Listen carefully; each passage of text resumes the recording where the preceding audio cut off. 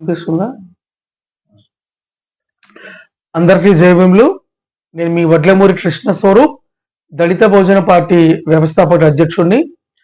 అయితే ఇటీవల తెలంగాణ ప్రాంతంలో ఎస్సీ వర్గీకరణకు మద్దతు ముసుగుతో కొంతమంది బీసీ సామాజిక వర్గానికి చెందిన కుహానా మేధావులు ప్రొఫెసర్ జయ తిరుమలరావు కానీ, జస్టిస్ చంద్రకుమార్ కానీ, విఠల కానీ, విమలక్క కానీ, ఇంకా కొంతమంది బీసీ సంబంధించిన నాయకులు షెడ్యూల్ కులాలకు సంబంధించిన కులాల్లో మెజారిటీ మాలల మీద, మాలకి వ్యతిరేకంగా, మాల యొక్క జాతిని వ్యతిరేకంగా సామాజిక స్మగ్లర్లని, దోపిడీ దొంగలని, ఇక రకరకాలుగా అవమానంగా వ్యాఖ్యలు చేయడాన్ని దళిత బహుజన పార్టీ తీవ్రంగా ఖండిస్తున్నాం.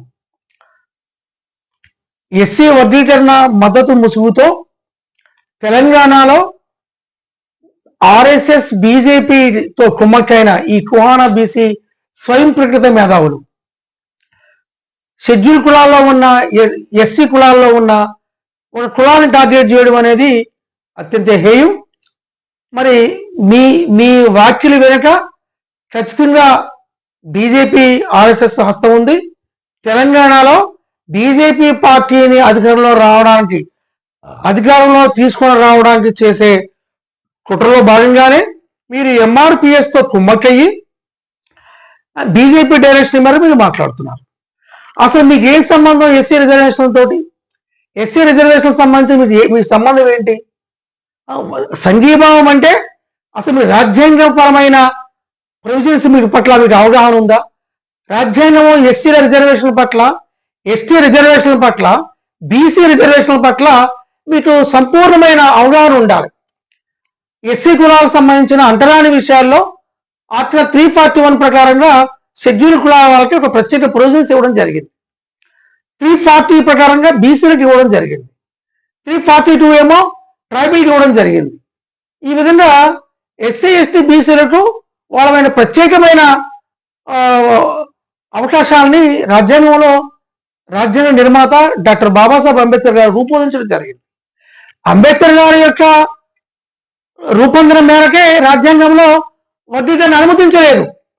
అయితే మోడీ నాయకత్వంలో ఉన్న ప్రభుత్వం, ఆధిపత్య మనువాద పార్టీలు, ప్రభుత్వాలు దళితులు చీల్చాలి, వర్గీకరణ పేరుతో ఎస్సీ కులాల్లో ఉన్న 59 కులాల్లో ఉన్న మెజార్టీ కుల జనాభా కలిగిన మానమధుల్ని, ఇతర కులాలని, నేతకాని కులాలని చీల్చి బీజేపీ రాజకీయ లబ్ధి చేయడం కోసం చేసే రాజకీయ కుట్రలకి మీరు ఎవరైతే బీసీ నాయకులుగా చలామణి అవుతున్నారో మీరు దానికి ఒత్తాస పలుకుతున్నారు.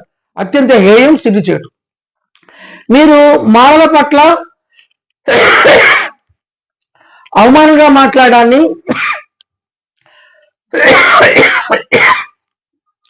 దళిత బహుజన పార్టీ తీవ్రంగా ఖండిస్తున్నది. మీరు తక్షణం మాల జాతికి బహిరంగ క్షమాపణ చెప్పాలని దళిత బహుజన పార్టీ డిమాండ్ చేస్తున్నది. మాలలే కాదు, ఏ కులాన్ని కూడా కించపరిచే హక్కు మీరు ఎక్కడది?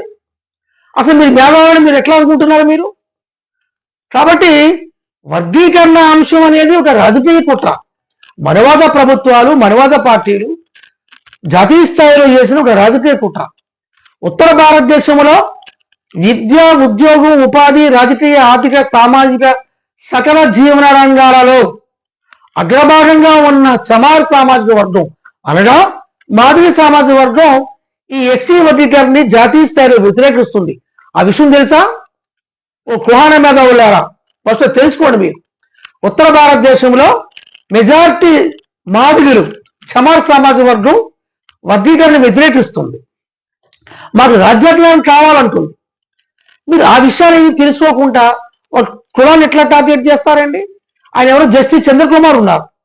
మీరు హైకోర్టు జడ్జిగా చేశారు కదా, అంటే మీరు పద్మశాలి కులాన్ని నుంచి మీరు వెళ్ళారు. మీరు ఎంత కష్టపడి ఏ స్థాయికి వెళ్ళారు? మీరు పక్క బీసీ కులాన్ని దోపిడీ చేసి మీరు జడ్జి అవ్వలేదుగా.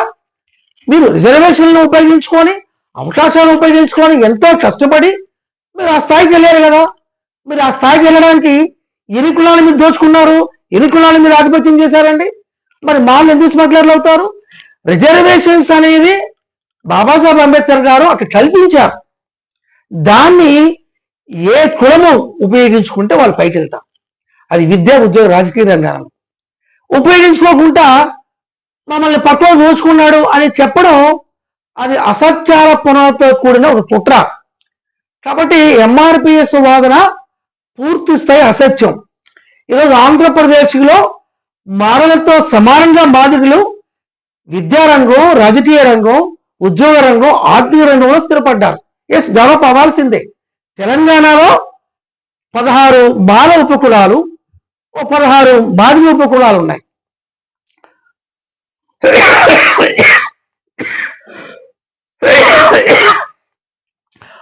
ఈ 2 ఉపకులాలు వారి వారి స్థాయిల్లో ముందుకు పోతున్నారు. అంతే తప్ప ఇదేం గొడ్డు మాంసం కాదు పంచుకొని తినడానికి, మాంసం ముక్కలు కాదు. రిజర్వేషన్లు అవి ఉపయోగించుకుంటే ఉపయోగపడతాయి, ఉపయోగించుకోకపోతే ఉపయోగపడవు అని కనీస జ్ఞానం లేకుండా మీరు మాట్లాడతారు. మేధావుల వర్గం, బీసీ మేధావుల, మీకేమైనా దమ్ము ధైర్యం చేతనైతే దేశవ్యాప్తంగా బీసీ కులాలకు చెందాల్సిన విద్య, ఉద్యోగ, రాజకీయ అవకాశాలని, రాజకీయ పదవుల్ని అన్ని స్థాయిలో ఆధిపత్య బ్రాహ్మణ కులాలకు తిష్టవేశారు. రెడ్లు, కమ్మోళ్ళు, వెలమజోళ్ళు తిష్టవేశారు. జాతీయ స్థాయిలో బీసీలు చెందాల్సిన అన్ని అవకాశాలు అనుభవిస్తున్నారు. అందులో భాగంగానే ఈడబ్ల్యూఎస్ ఓసీలో 2% లేని పేదలకి 10% రిజర్వేషన్ తీసుకుని నరేంద్ర మోడీ తెచ్చారు. అది అవసరమా? మరి ఈ 10% రిజర్వేషన్లు